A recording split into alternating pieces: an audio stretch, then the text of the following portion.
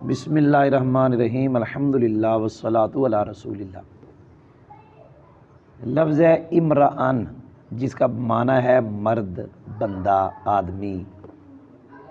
اس کے بارے میں دو قاعدے، ایک ہے اس کی را کو پڑھنے کے لحاظ سے کہ یہ جو را ہے اس کو کیسے پڑھا جائے گا، اور دوسرا ہے کہ آخر میں جو حمزہ ہے اسے لکھا کیسے جائے گا۔ اس میں چار حرف ہیں، ایک ہے شروع میں حمزہ، آگے میم، آگے را اور آگے پھر حمزہ۔ آخری جو حرف ہوتا ہے لفظ کا، اسم کا، اعراب اس پہ آتا ہے، اس پہ اعراب آنا ہے۔ تو جو اعراب اس حمزہ پہ ہم پڑھیں گے عامل کے مطابق، وہی ہم حرکت وغیرہ اس کے اوپر پڑھیں گے۔ اب رئی تو فعل ہے، اس کے بعد اس کے اوپر ہم نے زبر پڑھنی ہے، نصب آنا ہے، را پر بھی ہم زبر پڑھیں گے، رأیتم رأن۔ اب یہاں پہ یہ قرآن پاک کے لفظ ہیں، یہاں پہ یہ ان حرف شرط ہے اور یہاں فعل مقدر ہے، یہ اس کا فاعل ہے، فاعل مرفوع ہوتا ہے۔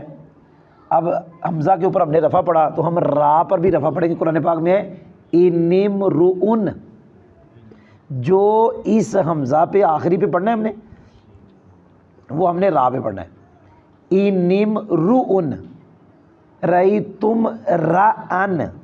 اب یہاں پہ با ہے، آخر میں آنا ہے کسرہ، جب حمزہ کے نیچے کسرہ آیا تو را پہ بھی کسرہ پڑھیں گے، بمرئن۔ جی، تو جو اعراب لفظ امرؤن کے آخر میں آنا ہے، اگر اس کے آخر میں ضمہ آنا ہے تو ہم را پہ ضمہ پڑھیں گے، آخر میں زبر آنا ہے تو را پہ زبر، آخر میں کسرہ آنا ہے تو ہم را پہ کسرہ پڑھیں گے۔ انمرؤن رأیتم رأن مررت بمرئن۔ اب اس حمزہ کو لکھنے کا طریقہ دیکھیں، یہاں میں نے حمزہ واو پہ لکھا ہے، یہاں پہ الف پہ لکھا ہے، یہاں پہ یا پہ لکھا ہے۔ تو قاعدہ لکھنے کے لحاظ سے یہی ہے کہ جب آپ حمزہ کو ضمہ دیں گے تو اس کو واو کے اوپر لکھیں گے، جیسے قرآن پاک میں ہے۔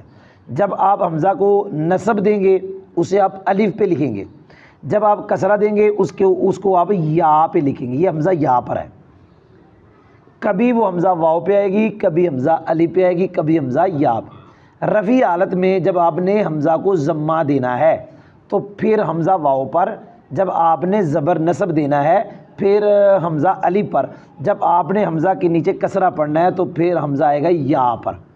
تو لفظ امرؤن کے بارے میں دو قاعدے ہو گئے، ایک ہے را کو پڑھنے کے لحاظ سے اور ایک آخر میں حمزہ لکھنے کے لحاظ سے۔ را پر وہی حرکت پڑھیں گے جو آخر میں حمزہ پہ پڑھیں گے، حمزہ پہ ضمہ تو را پہ ضمہ، حمزہ پہ زبر تو را پہ زبر، حمزہ کے نیچے کے زیر تو را پہ زیر۔ اگر حمزہ پہ ضمہ ہے تو واو پر حمزہ لکھیں گے، اگر حمزہ کے آخر میں زبر ہے، نصب ہے، تو حمزہ کو الف پہ لکھیں گے، اگر حمزہ کے آخر میں وہ اعراب جو ہے زیر ہے، کسرہ ہے، تو پھر حمزہ یا پہ لکھیں گے۔ الحمدللہ۔